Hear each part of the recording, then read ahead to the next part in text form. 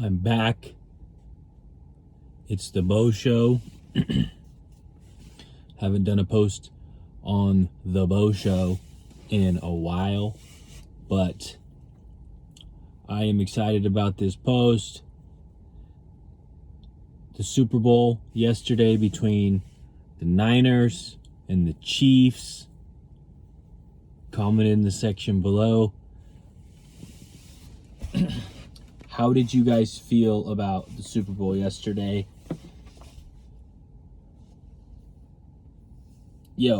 So first off, the fourth quarter really started to get good yesterday with the Super Bowl. The first three quarters, it was kind of sloppy. It wasn't, I wouldn't have said it was like a magnificent game through quarters three. However, from the fourth quarter into overtime, it really started to get good. The Niners, had a nice little drive to start off the fourth quarter. They punched one in. They had that fake play touchdown earlier. The Niners were doing good things on defense, I would say, for the most part, for a lot of the game. And then the fourth quarter kind of hit, and Mahomes went into Mahomes mode when he needed it to tie it up.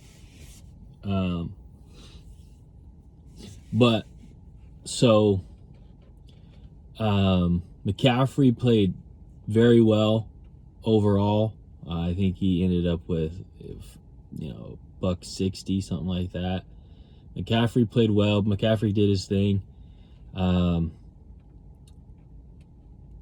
Brock Purdy, I'm not going to say he played terrible, but he didn't play great.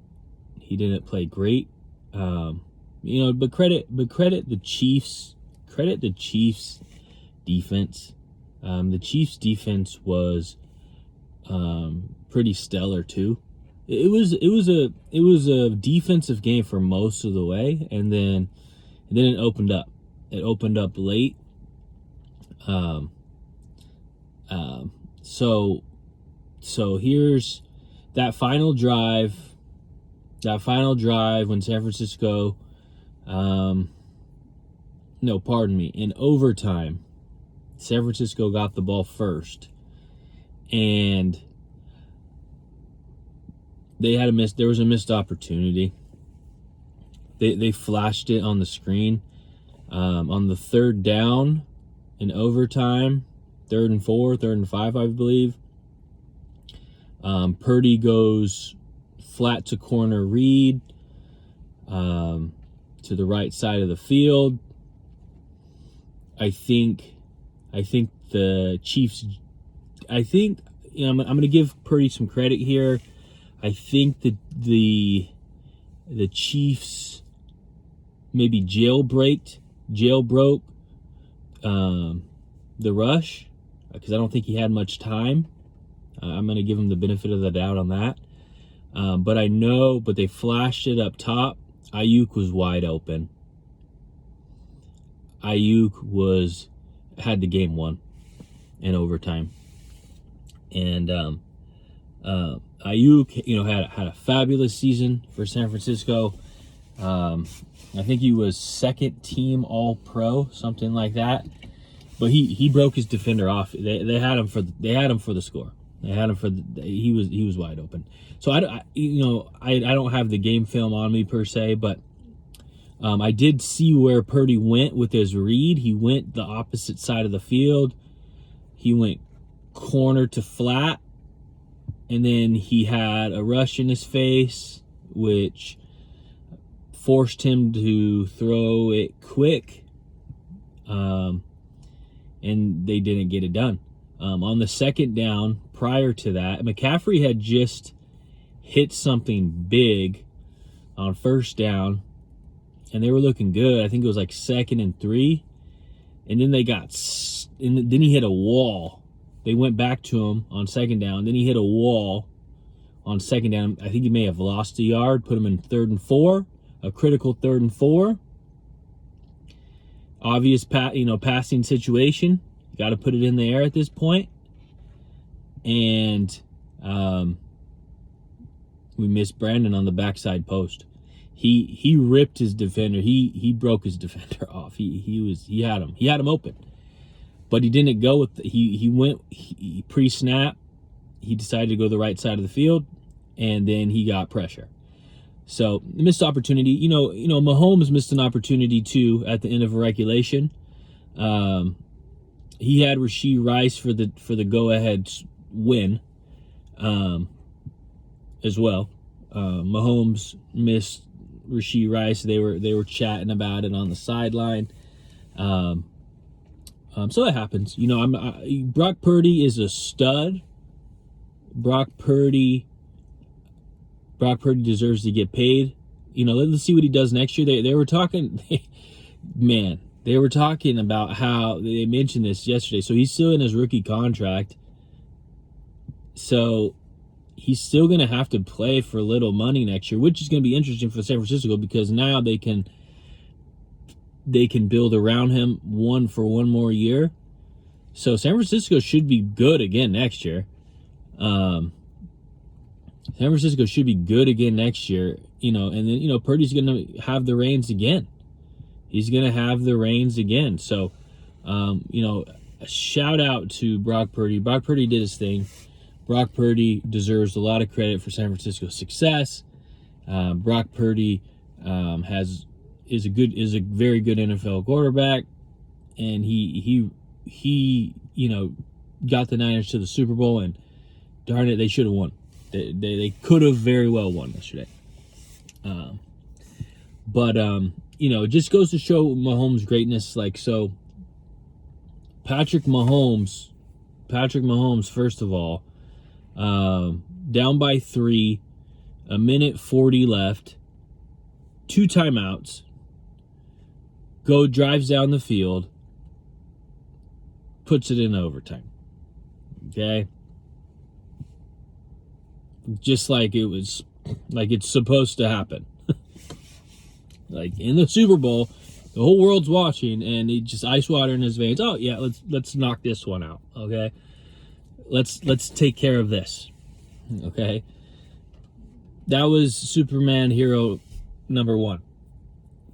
Then in overtime, your team is down. You're down by 3 points. If you don't convert, San Francisco wins the Super Bowl. He goes 4th and 1. Take the onus upon myself. We're going read option. I'm keeping. I'm pulling. Get 7. Couple more passes. Couple more dimes and dunks. Gets down the field a little bit more. Then he takes off with his legs once again. Picks up like 12 to 15. Puts him in serious range. Now we're in the 10-yard line. Now we're on the 10-yard line going in. We have time. We have timeouts. I thought, one thing I did think, the game management was very interesting at the end of overtime. They were just going to let it. It was interesting how they're just going to let it run out. It was interesting how they played that. I mean, it ended up working out anyways because they hit the touchdown. But for instance, let's say San Francisco would have stopped them, and they would have had to kick the field goal to tie it. It was super interesting about, Super Bowl can't end in a tie. Super Bowl cannot end in a tie. So that would have been really interesting. But, it was unfortunate for San Francisco defense because San Francisco defense played good. They played well, for a good portion of the game. They kept everything in front of them. Mahomes was completing passes. He got it going late. But, for the most part, they kept them in check for the most part. relatively low scoring game. Kelsey started to wake up late too. But yeah, it was a good game. It ended up being a good game, but you just have to speak to Mahomes' greatness because, straight up, San Francisco is known for defense.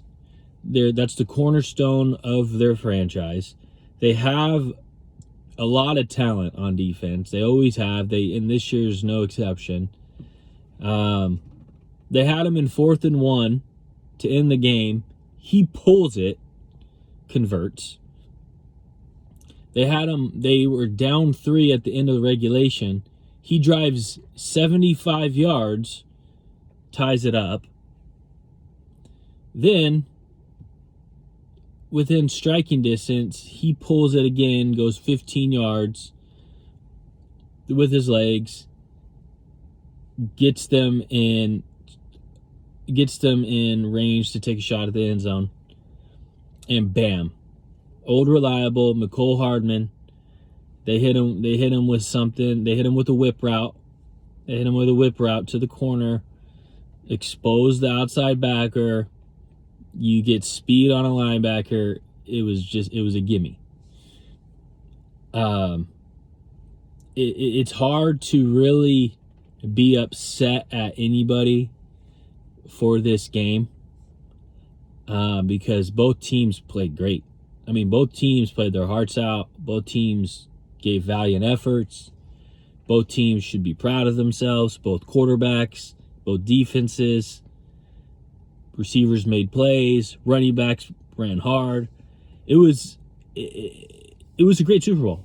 It was a great Super Bowl. It was one of the better Super Bowls I've seen in a long time. And, me, my beloved 49ers. I'm a 49er fan to the day I die. And I love my team. But I will say it's hard to root against Patrick Mahomes. I kind of had that sense, that feeling the last time these two played in the Super Bowl as well. I mean, the 49ers have been my team. I'll ride with them. But it seems like maybe as you get older, you start to root for players as opposed to franchises. I've told a lot of people that the franchises are cool and all, but there's just certain players that you kind of have to gravitate to. You call that a fair weather fan all you want. That I don't think that's being a fair weather fan. I think that's more so like appreciating greatness. And I'll be the first to say Patrick Mahomes is only 28, 29 years old. I think Brady's resume is so damn good. 7 Super Bowls. And he lost a couple too. How many did he play in?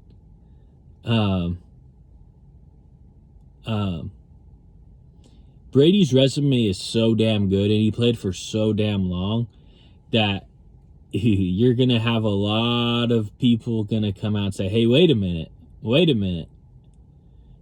As good as Mahomes is, Brady's body of work is hard to argue with."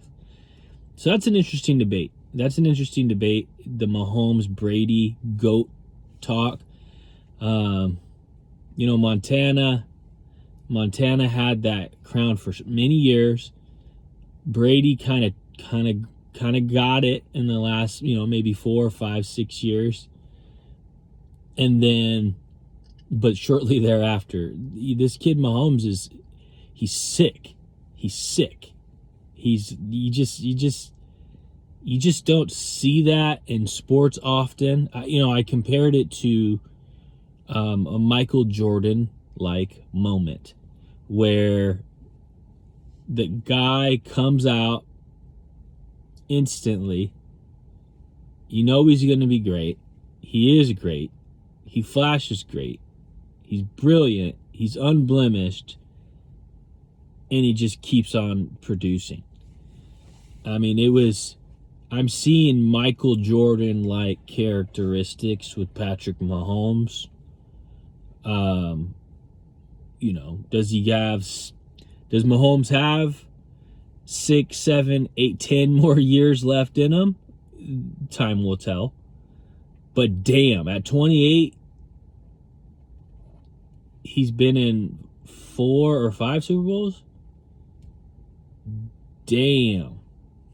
He's doing some serious things in this league. And, you know, with the Kansas City Chiefs, they were, there was a lot of negative doubts about them this year. What were they, an underdog in every single playoff game this year? I had the Chiefs, betting wise, I had the Chiefs going into this game. I did. You know, San Francisco, you know, on like a lot of people were saying, on paper, San Francisco was probably top to bottom the more talented team, which I agree with as well. They were, after seeing last night, I think they actually still were. But you know, these big games do come down to big key player moments, making big key player plays in big key player times like that. That honestly is what defines a lot of these sports, because you watch the NBA, every game comes down to the wire. So who, like, they talk about Dame time, you know, like Dame time, Damian Lillard, how he's clutch in those moments, right?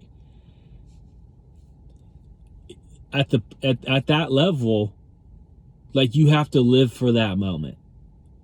At that, you know, at that big time, you got with 2, 3, 4, 5 minutes left in the game, like, that's when you got to be the greatest, because the margin of difference between team A and team B is not much. So, like, you're going to have somebody step up in crunch time. And where Mahomes' brilliance is starting to really, you know, take fold is, like, not only is he consistent, you know, throughout much of his career, much of the season, much of the games, in those moments, he's ready to shine. And it's very Michael Jordan-esque. And you start talking, you know, maybe the GOAT conversation is reserved for another day. Maybe the GOAT conversation is reserved for another day. But as far as the get out, as far as, like, you know, as far as, you know, doing what you need to do from the jump, this kid is on a trajectory, man. This kid is on a trajectory, like a serious trajectory. So yeah, I'm not afraid to call him the GOAT right now. I'm not afraid to. Brady was clutch. One of the things about Brady was he was clutch. So I wouldn't ever take that from him. Brady was a typical, you know, a prototypical, you know, I guess what you would call a pocket passer. I think the difference a little bit between Mahomes, however, is Mahomes has another gear than any of the aforementioned all-time great quarterbacks. He has just like another kind of like notch to his like repertoire, because, you know, he can run. His arm is live. He's also deadly accurate. He's also clutch. And so, I mean, he also plays mistake-free football. He checks every box. You know, and, you know, back, you know, 20, 30 years ago, running quarterbacks weren't really, that was, you didn't see it a lot. You didn't see quarterbacks. That wasn't their job. You know, every now and then you would see a running quarterback, but the majority of quarterbacks were pocket passers, and that was the mode that Brady filled for so many years, was the traditional, this is how we do it. And, it's still important to live in the pocket. And Mahomes does that. He's disciplined. He's disciplined in the pocket. But when he needs to, he has that gear. He has that step. And so, mixing it up, being able to mix it up, it's impressive. It's impressive. I've been watching sports a long time to know when you see somebody that's like in a world class of their own. And, I said it 4 or 5 years ago about Mahomes. About maybe 6 years ago, I said it about Mahomes. And he's still producing. He's still producing 5-6 years later. There was a buzz about him. Because it was really interesting. Alex Smith was a good quarterback. And KC was good with Alex Smith. KC was looking great with Alex Smith. And they just knew. They just knew that the reins needed to be passed over immediately. And it's been a journey. It's been a journey with KC, and my goodness, the journey continues. So, shout out to the Super Bowl, shout out to the NFL for putting on a good product. Oh, the Usher halftime performance, pretty damn good. Okay, pretty damn good. I wanna say that it was right up there with Dr. Dre and Snoop and Eminem and 50 Cent a couple years ago. I want to say it was up there with them too. It was a good performance. Usher is an all-time class artist. If you take a look at some of Usher's CDs, special class, by the way. But yeah, the Super Bowl was good. The Super Bowl was very good. Both teams did great jobs. All players involved performed well. It was Taylor Swift. Shout out to the Swifties. How much? Well, I haven't checked the numbers. What was the viewership of this year's Super Bowl? I know that the ticket prices were elevated. It being in Vegas, everybody wanting to go to Las Vegas to gamble. I know that the ticket prices were like extremely elevated for this year. I want to know what the viewership was like. I haven't checked it yet. Comment in the section below. Tell me what the viewership was like.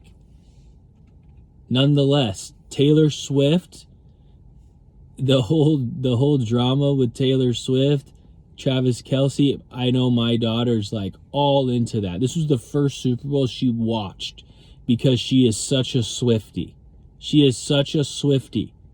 And she was glued to the TV because of Taylor Swift and Travis Kelce. And she was so happy that they won.